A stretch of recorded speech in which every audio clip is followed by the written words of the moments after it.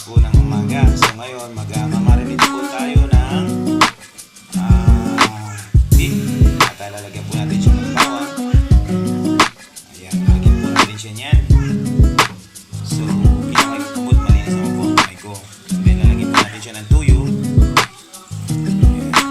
Kanya-kanya po tayo ng yung pong marunong magluto nito. Kanya-kanya po tayo version na pagluluto ng beef and broccoli. Ano po mga kapares. Ayan. Good morning po sa lahat at higit sa lahat ang mga OFW. Yan. Umaga po sa inyo dyan. Magandang gabi. Saan pa kayo naroon ngayon? Ayan. At ito po ang nilagay ko, tuyo. Ayan. Lalagyan po natin na siya ng tuyo. And then, lalagyan po natin siya ng soft drinks. Ayan. Amarin po natin siya dyan. Hanggang sa siya ay lumambot. So, maglalagay po tayo ng konting lemon.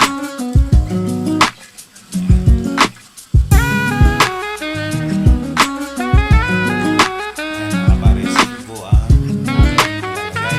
So, imamarinate ko lang po siya. Mabilisan lang po at ang pangulam namin ngayon.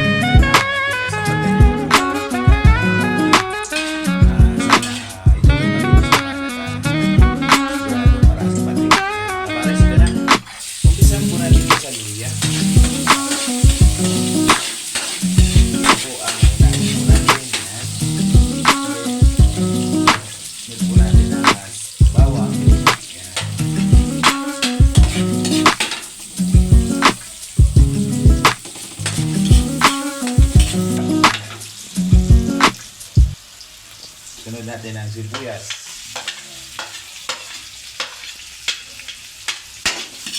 And then, sunod natin ang mais. Mga pares ng mais na naman. Magtataka naman kayo sa akin na beef and with broccoli with my corn. Ayan. Napakasarap po nito. Kung masarap na yung beef with in broccoli, lalo natin pong papasarapin yan, mga kapares. Pwede po ito sa mga catering ating gawin nito yan. Napakasarap po yan. Basta maayos ang timpla, wala pong mababago at lalong mararagdagan ang sarap ng inyong mga niluluto, mga kapares. Tulad ng ito po. Abang-abang lang po, mga kapares. Dahil nga nag-isa na natin yung mais, yung bawang, sibuyas at tuyo. Susunod na po natin itong beef. Yan po madali na maluto mga kapares at abang-abang lang kayo mga kapares at mamaya lang luto na po agad yan. So ang gagawin po natin, tatakpan po siya mga kapares. Tatakpan po natin siya para hindi na mabilis siya maluto. Ayan, stir fry. Wait, stir fry. Nasaan na yung panakip? Ayan, tatakpan po natin siya.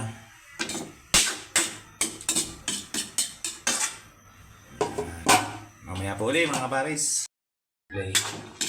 Ayan mga kapares at ako'y maglalagay naman ng oyster sauce. Ayan. Lalagay natin yan mga kapares. Ayan, ilalagay natin oyster sauce. Lalagay natin mga kapares at lalagyan natin ng kaunting tubig. Sayang naman. Ito po naman ay papakatihin natin hanggang sa mamaya. Hindi na ilalagay pa nga po tayo yan. At yan, luto na yung baka niyan. Maya-maya lang po, ayan. Hindi na po yan, ilagay yung mga broccoli, and then pakatayin natin ng konti. At kung kati naman po siya, pwede kayo halimbawa, gusto niyo may sabaw-sabaw na konti. Siyempre kapag inayahain mo, lalagay mo siya sa mga paper plate na pang serving, hindi na kailangan may sabaw ng konti. Siyempre naman, ang broccoli, pwede po naman yun. Dahil ito kakaunti lang ang niluto ko, hindi naman panghandaan.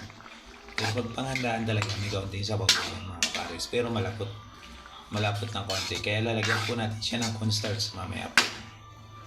Ayan, abang-abang lang po mga kapares at mamaya po ulit. Mga kapares, maglalagay ako ng magic. Pero konti lang kasi malasa na yung oyster eh. Ayan, maya-maya ulit mga kapares. Mga kapares at lalagyan ko na siya ng cornstarch.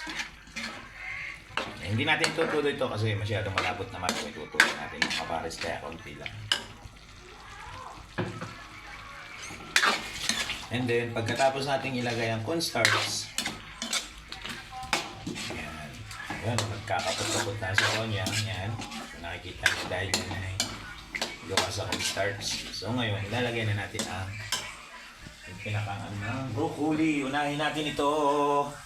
Yan. Inalis po natin yung balat niyan para masarap po niyan. Mamaya po natin ilalagay ang pinakang broccoli. Hindi natin maiging lulutuin, maigi ang broccoli. Sapagkat napaka-strap niya yung malutong-lutong lang po.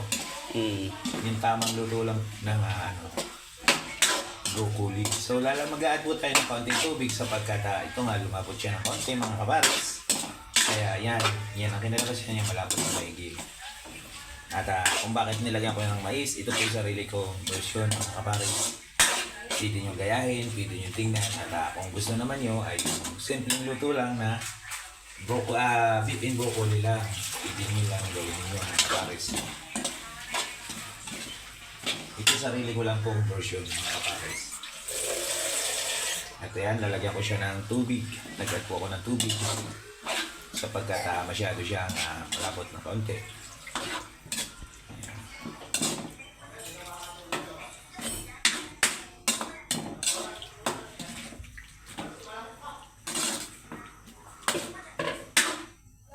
Simpleng luto lang din naman po ito. Madali lang po lutuin ito. Beef and broccoli. Yan. Tamang timpla lang.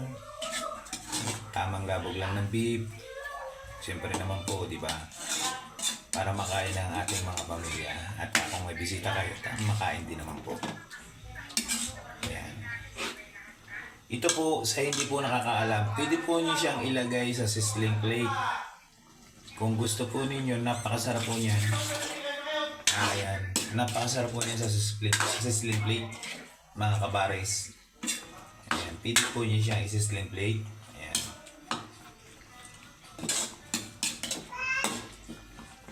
Ayan. Hayaan lang po natin siyang kumulo. Hanggang sa kumulo ng kumulo. Hanggang sa kumulo ng kumulo. Ayan. Buti pa nga ang broccoli, napakamahal. Pero yung nagmama sa akin, nalabo. May hugot na si kapares. Ayan, may hugot tayo paminsan-minsan mga kapares. Ganun talaga. Kailangan nating humugot. Yan. Ilabas natin yung mga nararamdaman natin. Mga saloobin natin sa mga babaeng nagmamasat. Parang minsan ba, parang lumalabo. Mayroon na bang iba? Lobat na ba? Ayan mga kapares ha. Abang-abang lang po maya po ulit. Mga kapares, at ilalagay ko na ang broccoli. Yan. Sayang pa yung mga yan. Sarap naman binayaran natin. Napakamahal ng broccoli po siya ngayon. Alam po niyo kung magkano? 350 ang kilo ng broccoli mga kapares. Talagang sana all na mahal. Sana all may nagmamahal. Sana hindi lumalabo. Sana all may forever. Ang sarap pag sinabing may forever. Pero pag wala kang ka-forever, ang lungkot ng buhay. May pahugot pa si kapares. Talaga naman. Ayan mga kapares, at malapit na po siya maluto. At ito po ang aming pananghalian. Ang ulam namin ngayong pananghalian ng Friday.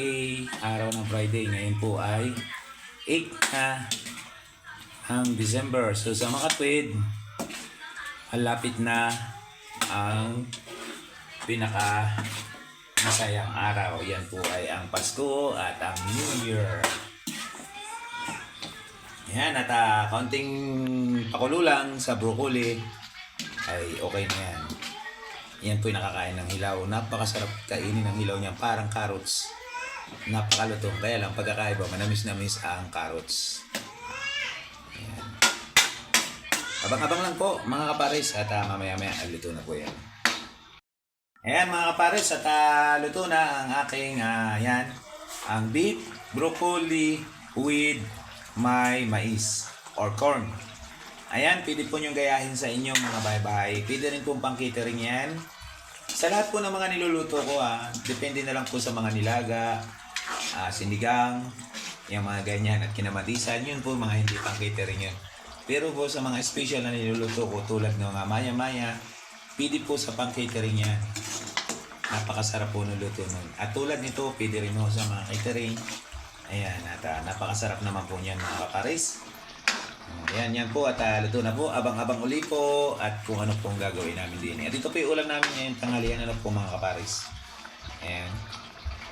Sarap. Wow. Yummy. Ay, sarap.